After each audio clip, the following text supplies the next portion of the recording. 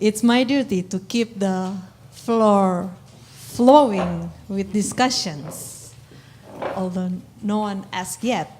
So, yeah, last night I slept at 4 a.m. editing our audio guide, and it's been a tough job to work with this sound because not only editing takes this tension between wanted to keep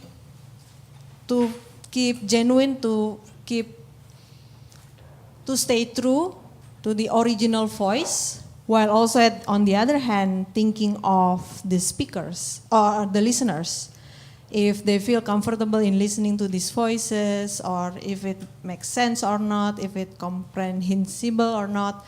And then at one point between 3 a.m., I start to realize I need music in the audio guide. So I look for a sound of Akan drums from Africa to somehow make the background music of this one part in our audio guide about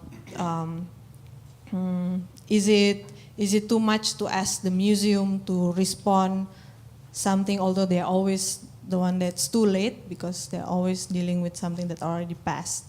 And then I look for this sound of Akan drums. But then I start to realize why I need an Akan drums or drums from Africa to be presented in Tropen Museum. I mean, I start to ask this initial response that I need a drum from Africa or a drum from Indonesia to become the background music. Yet at one point, this is something that I think the complexities of sound, that sound can create a certain affect or feelings beyond the rational, the cognitive, while at the same time it doesn't really offer a clear definitions of its objective, what it want to say. So it's sort of between transparent and opacity. So if any one of you wants to respond to this, how sound can offer a different forms of objectivity, or what kind of objectivity that sound can offer, or listening can offer. Yes. You have my arm. Yeah, thanks. I actually, as a maker of edits all the time, I wanted to respond from a practice, really, because in my works, I never add any sound, I never add any music, because I think exactly what you're trying to describe is going on. Like you're going to add something that comes from another register, that comes from another purpose, that I actually, and to the effect of, because sound and especially music has an incredible effect on a listener or a viewer, in terms of effect and emotion. So I don't want to add that as a kind of an additional layer coming from somewhere else. But that's a personal attitude, obviously, from my work. But I think that, like, when I treat sound, and often I have people making music in the work, so it comes in naturally. But in this case, in La Javanese, there was no music in that sense. But I do think that music is always created by the rhythm of the voice. You know, it's like any conversation has a certain musicality. So I don't think that kind of, you know, you're looking for something to add, but in fact, probably it's already there. This is my attitude towards what it would be. That would be like a sound, a musical quality that you want to add to something that has an informative or even an affective, informative purpose already, or something like this. So that's just from a maker. Great. So I guess there's lots to talk about here. So I guess probably what I would say is I didn't want to deny the effective potential of sound. I absolutely agree that, you know, there's lots to think about, especially during the edit. But maybe I think maybe it's a caution that I see now that people are telling me, like, I want to do this sound thing. And I sort of thought, oh, that's so interesting that there's this idea of doing sound, also for scholars. I think certainly there's this potential for a critical intervention, but perhaps that there are no guarantees. I think that's what I found disquieting, is this idea that there's some kind of guarantee or refuge from the visual, and that we perhaps too easily say that we don't have codifications and we don't have, say, racializations of the voice. So I think it's I think that's maybe the lesson I've taken from this sound studies field, is to be a bit careful about how we take some of our common sense ideas about what sound is and might be, especially when we bring it into, say, scholarly analysis. Yeah.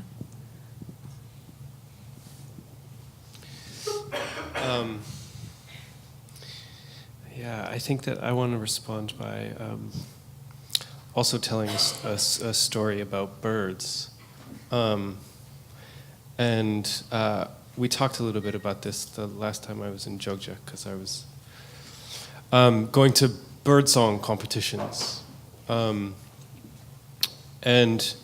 learning about this practice of that's called mastering, wherein people take recordings of extinct bird species songs and then play them to existing but different species of birds, to the point that those birds take on the voice of the extinct species.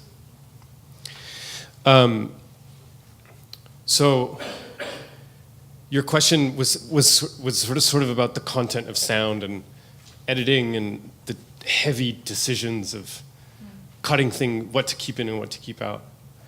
And I think that some of the presentations have sort of pushed towards questions not of the content of sound, but of the materiality, the technologies, and what kind of affordances different technologies allow. And so why I think the birds are a pretty mind-blowing thing is because it's an instance where we can see very clearly that the distinction between technology and nature is one which is very fluid, and that nature, or like birds, have a function of memory.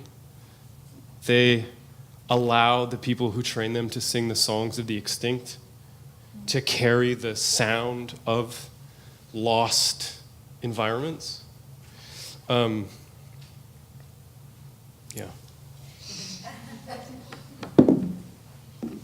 Nuning wants to ask something. Oh.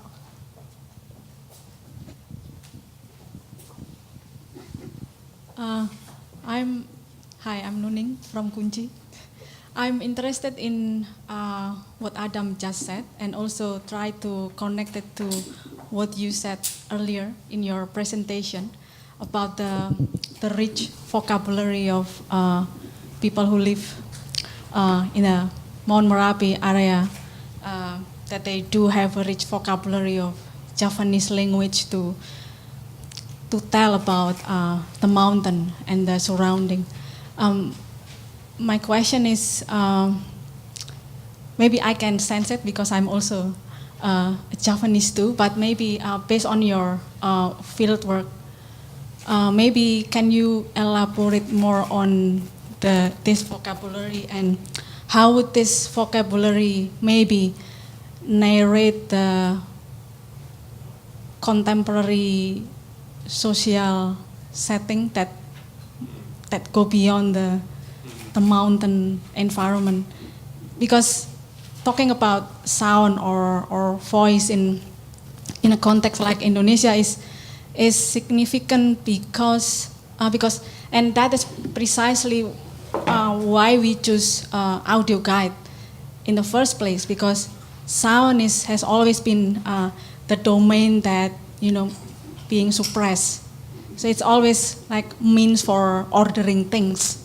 Yeah. So I can't really say much more because I don't speak Japanese. So it was, for me, the question was, so how what are the traces of this vocabulary within the scientific archive? What are the operations that the scientific archive produce on reality to shape the way that people then experience this volcano? So for me, there's references in the archive to this rich Javanese vocabulary. There's arguments and there's fights about what kind of words should be used to describe particular events on the volcano. So the point that I was trying to make is that standardization has to necessarily reduce things in order to travel, so that scientists on other volcanoes can have a conversation and understand what each other is saying. Now, I don't think that we should then do away with standardization. That's not a solution either. The question is rather to be very intentional about operations of standardization and what gets lost and what gets added. I have a question. Yeah, because for me it's interesting. Yeah, I agree with you, but it's not doing away with one or the other, but also like it's the shift in paradigm in terms of knowing, in terms of, because we work a lot with the idea of tuning in, like in terms of like attentiveness, which is through tunes, and then through our practice, and how do, like, because for instance through Wendelien's work, for instance, what if we changed the sequence? Like, it's not the audio which is the same, but it's the visual which is the same, but using different audios. Like, what kind of difference could we get through or through that experience? But also tying it to what Carolyn said about. So how do you, like, speaking of, how do you address this speaking different modes of sensing instead of one over the other within educational context? I just wanted to, I mean, it's a little bit, how can I say, contingent, but because I was thinking about power and sound that Caroline mentioned also. And originally, I mean, there's a lot of things to say about power and sound, and power and the voice, obviously, and power and radio. And originally, we were also talking about another piece of mine that I've shown at KUNCI, which is called No False Echoes, which is about the Dutch radio that had a very particular colonial relationship to Indonesia. But in this piece, because we saw it, I also wanted to point out something else that happens, and that is indeed, maybe I just want to go a little bit deeper into what happens in sound and dialogue, because, for instance, power and the dialogue in this work, in fact, I showed the fragment where it happens, is where the voices of these people that I brought into the museum, they start to turn against me, if you noticed. I mean, in a friendly way, but because we're all friends. But it was true that a split happened between myself and them, and that was also between them and the museum. In fact, probably it started with them and the museum, and then I was identified as the museum because I was the director of the film, let's say, or at least the person who asked them there, and I'm of the same culture of the museum's origins. And so I think this was very important to put back into the film, so this is like, you know, again, acts of editing. But it was very much in two levels, where it's like it's the official conversation that they're having, and then it's like the unofficial conversation that they're having when they want to go outside, when they just say like, let's get out of here. So I just want to point that out as kind of the and internally in a sound track, this is also two levels of experience for an audience, because it's like, you know, the official official. I mean, calling that is by lack of other word, but like what you listen to that they say, but then what you listen to where you're actually not supposed to listen is also important. So that's where, you know, as an editor, you put it in because you don't want to exclude that, because it's as important to hear how they are feeling being there as it is to hear her story of, you know, being a black model in the world of fashion. So I just wanted to sort of point that. Yeah, sure. Okay, so I mean, I think you were also going in the direction, Ferdi, of this question about the possibility of different sensory methods. So I think this is really an important point, because I think sometimes we want to map one-to-one, and I think the lesson for me of sensory studies and, let's say, sensory methods is that we, you know, it may be through, you know, different registers, for instance, that we want to investigate radio. So it could be, in my case, a lot of the work I've been doing, thinking about these radio archives, the systems of cataloging, the kind of technical dimensions, the materiality, the systems of classification, and these renamings that I spoke about before, is actually via the textual and the visual that I can do this work. So I mean, there are recordings, but you know, it's very much the staging of the archive in photographic documentation.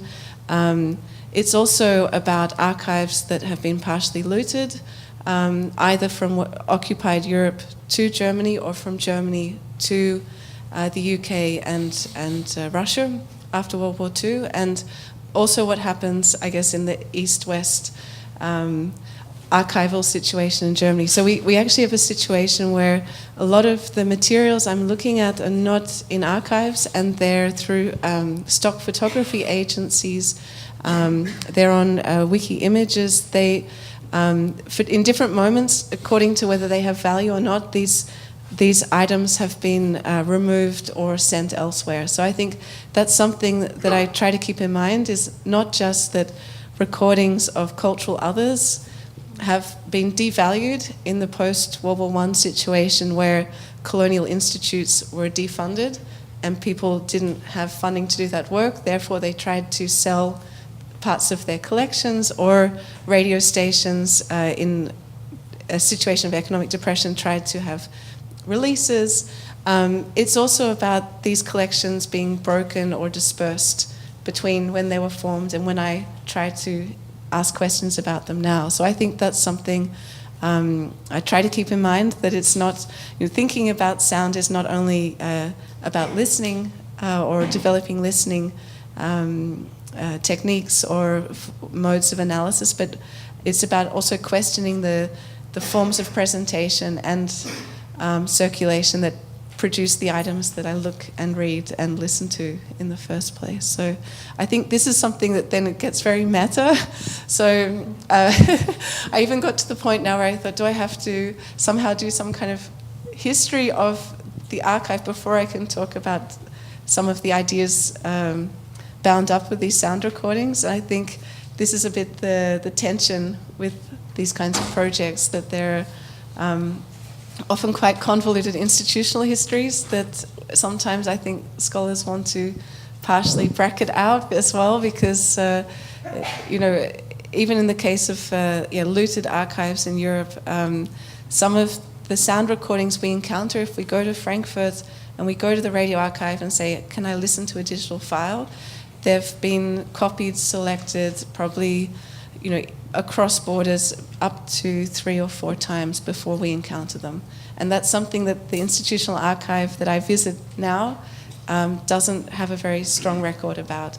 And the people who knew about those moments are retired or they've passed away. So I think this is also, you know, the examples I showed of sonic heritage projects are also part of that stripping away of, I guess, provenance and copying and selection. And that's something I'm trying to push a little bit against.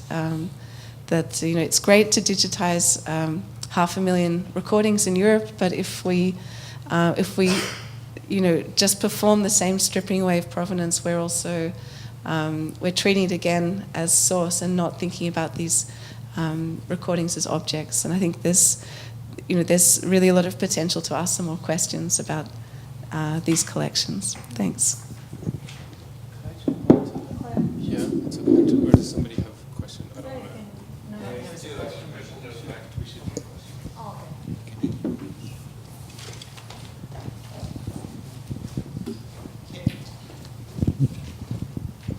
Testing. I actually haven't had the opportunity to listen to the audio guide, but maybe perhaps I will after this session. But I just wanted to ask whether performance, is being considered in developing the audio guide. Because you're supposed to listen to it while you walk around the museum, right? So, in a way, the audio is actually triggering the choreography of the body. And I was wondering, is anybody in the panel, considering the relationship between sound and performance through the body?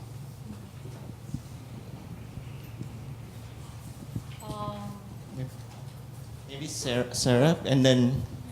And then we respond to the question. Yeah, in a way, hi. What I wanted to add is also maybe related to this last question. It's not really a question, it's more just like I wanted to bring up something about the voice and sound in a more purely kind of linguistic perspective, because I think what is very interesting of the voice is that it's kind of this sort of is the in-between place where the archive of language, so the paradigm then also is spoken, transformed, and where also slowly becomes another type of paradigm. So like, for instance, in traditional or like traditional semiotics, like la parole, so like the spoken language is the place where the archival language becomes a body, but it's also the place where it is manipulated and slowly is transformed. But this transformation feeds back the archive again to be again appropriated and transformed, and it happens through the body. And I just wanted to add that. The first question was about if performance are considered when doing the audio guide, and the question also addressed if any of the speakers wants to respond to this connection between sound and performance. So maybe we can, to give time to the speakers, maybe someone from KUNCI can explain about if performance are considered during the production of the audio guide. Nuning? We actually thinking about choreography or performance actually comes second after voice. So voice is actually one thing that we first thought of, and because we want to play with the idea of appropriation, so we want to use one of the body, one of the mannequin here, Sulastri, as the representation of our voice, and also mix it with her voice, because we are playing with a mannequin of a character of a novel that we also read for our reading group before we came here. And also we want to play with the idea of the broken voice or the losing voice, because it happened that the audio fragment here to represent the Sulastri is broken. So we are kind of so we're going to feel that, and the performance is so we intentionally make the point where Sulastri standing as the first point, and then we follow the second point is here is called the beginning. Actually, where you are shown the map that is made 30 years after the first fleet of the Hollanders came to Batavia and then remodeled the Batavia. And we kind of play with the rumpius. So we actually introduce the listeners to Sulastri's friends, all the mannequins here. So Sulastri and then rumpius, and then we bring it back again to the point where the book of rumpius is chained to the table, where you can also see the images of the tropics shown by all the paintings, the Moi indie paintings, and then ask the listeners to roam the rooms where the mannequins are, the stages. Yeah, and then we ended to the Papua section as a sort of like reflection that this is actually also the territory that we don't really know. We want to play the idea with distance. Also something that we want to know more about Papua that of course it's not being addressed here, and also something that we don't often get. And it is very important to emphasize that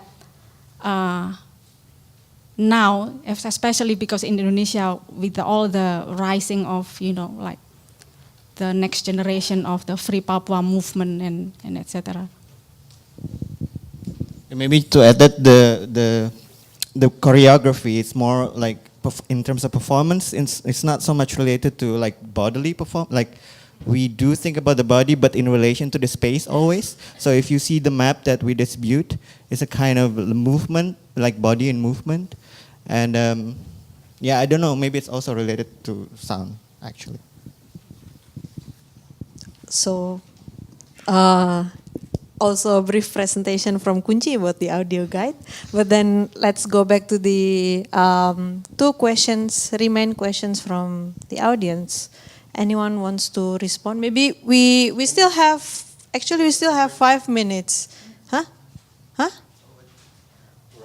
We're out of time? Can we have more 5 minutes? Yeah, it feels very fast. We have the last 5 minutes to respond to the questions. So the second question. Oh. Yes. Sorry. No, Dina? Yeah. I actually feel that I still should answer the question on the performance, because it was also addressed to the panel members, no? Have we thought about sound and performance? And obviously, yes, but I feel like it's also, I'm struggling here a little bit with what kind of register I'm thinking of, because the way that I've looked at archives, or the way that I think about my work functioning, is very much as things you talked about, like alternative ways of knowing, and I feel that the work actually could possibly open up alternative ways of knowing. So I'm working from that perspective. Yeah. I'm not working towards understanding these forms of knowing. So I just feel like how to then maneuver these questions that are coming in different kind of registers, Then in terms, of course, of performance, I can say something about how, indeed, if one works with a camera and sound, then it's very important, and realness is something that I feel connected to. Like the way that I make the work is through a kind of attachment to something that I call realness. And how do I choreograph that? I don't direct it. So in a way, I find it very interesting. How can one indeed prompt certain choreographies out of making situation around issue, around certain conversations, around thoughts, concepts, location, that are then not pre-drawn out. So they come out of, let's say the performance comes out of that actual situation. Yeah. Which, again, it's just I can only say how I do it or why I do that, but not that might be any kind of example of something or a reasoning. May I really quickly? Okay. I really appreciated the way in which you worked through juxtaposition as a kind of strategy, and I also really appreciate you saying that you're not going towards understanding. I think that's really important. It brings up this really interesting issue about the voice, which has been touched on a few times throughout the conversation, which is that we tend to think about the voice as a vehicle for understanding, right? And that communication is a kind of communion with somebody or something else, which is the opposite strategy of one of juxtaposition and discontinuity. And science, modern science, has a really interesting way of also thinking about communication as a kind of communion, as a kind of oneness, by the way that it posits sort of universal kinds of phenomena, such as the voice and the heartbeat. And so the way in which scientists understand that volcanoes communicate is the same pattern as the human heart communicates, is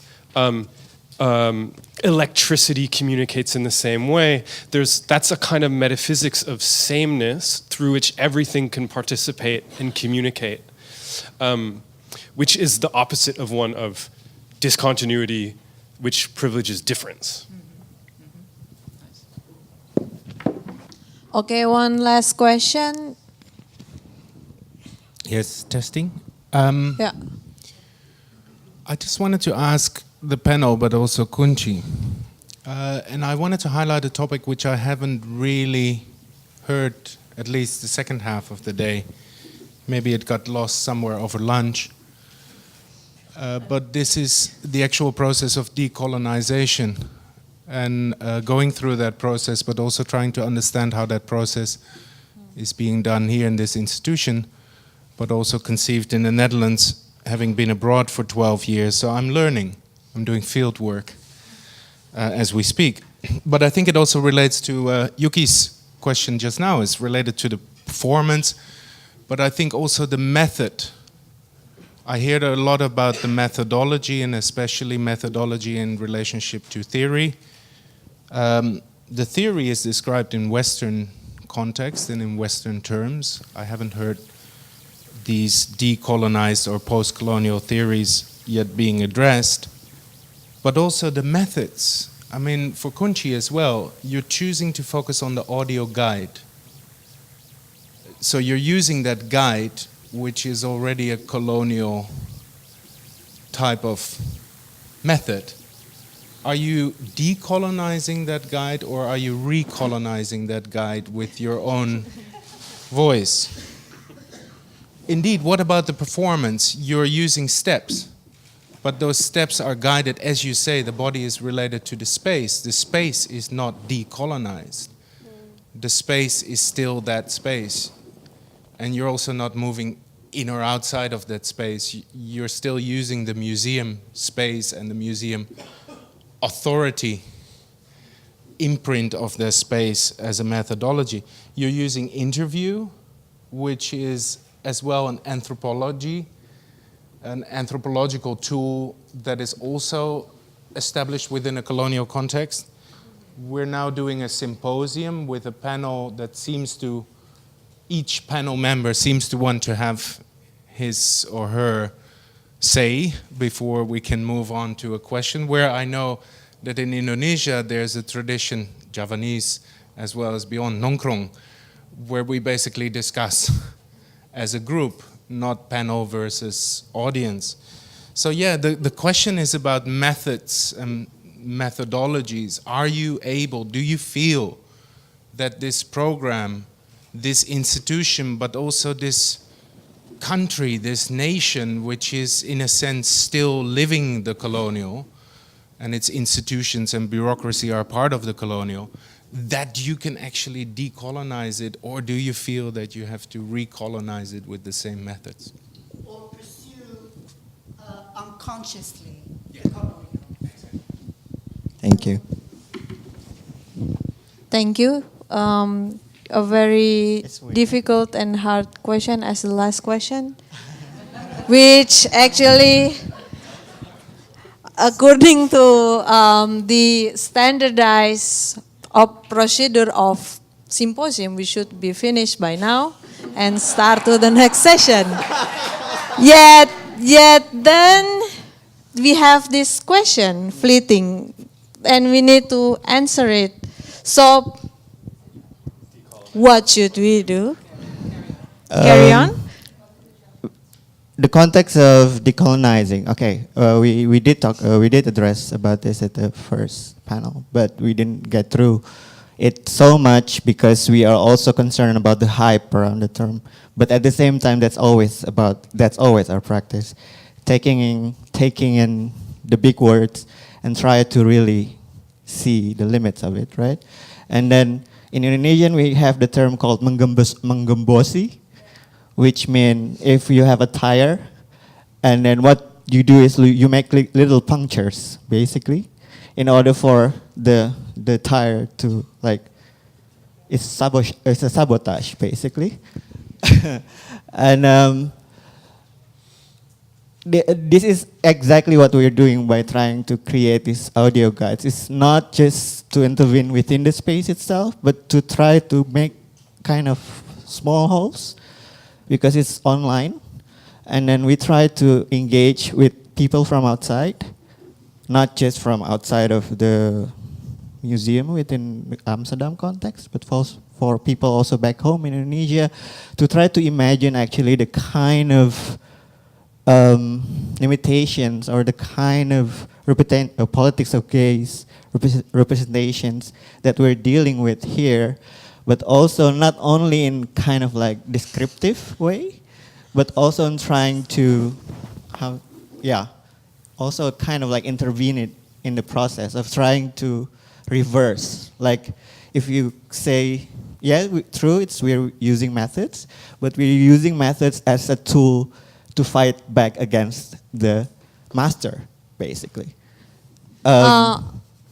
Okay, because I receive small hand gesture from other KUNCI members that they want to talk. But then I also want to say, as the editor of the audio guide, maybe you should listen to it first to see how it's a different. Yes, we will have a time to play it so everyone can hear it. But it's also, I think we are playing with this being clear and unclear.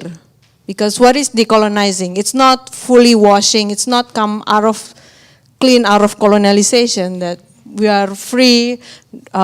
Yet, because we are also aware that we are here because we are part of the elites. We speak English. We fits to the criteria of Indonesian can work in this kind of institution. So we're able to do it. And so this whole idea of decolonizing, maybe it's good to go back to the way we address it through the material, which is the sound itself, which is the audio guide itself. And then we'll see how these forms of listening, these forms of juxtaposing sound and voices can really makes us realize something is not working. Gita. I just wanted to say that I feel there's a problem if we think that the symposium or the way of speaking, communicating in this kind of way as a Western model, and that we are replicating the Western gaze of our Western way of knowledge. We should also think this as a way of appropriating or reclaiming. And on the other hand, I also don't want to see decolonization as a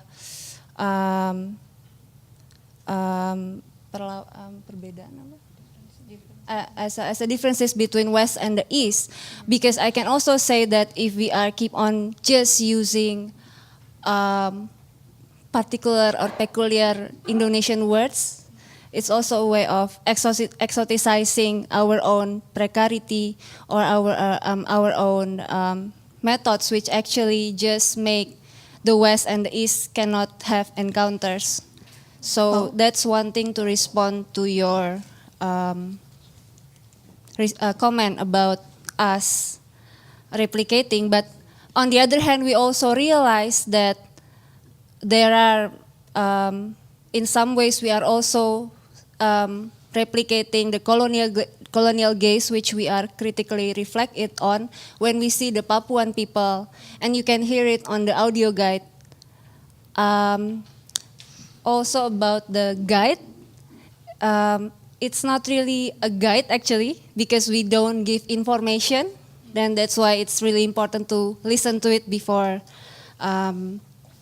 commenting on it. Yeah, it's not really an information, but more like evocative questions of the gaze that this colonial theater present. Also, lastly, it's related also with our limitation in dealing with this bureaucratic institution, because this is a huge museum. It's like a church. It works like a church. So it's really impossible to actually rearrange or reorder the museum displays, and that's why sound became like the most practical and critical methods to intervene without really being, without really materially touching it or reordering it. So I have to end this session, although we still have the energy to discuss.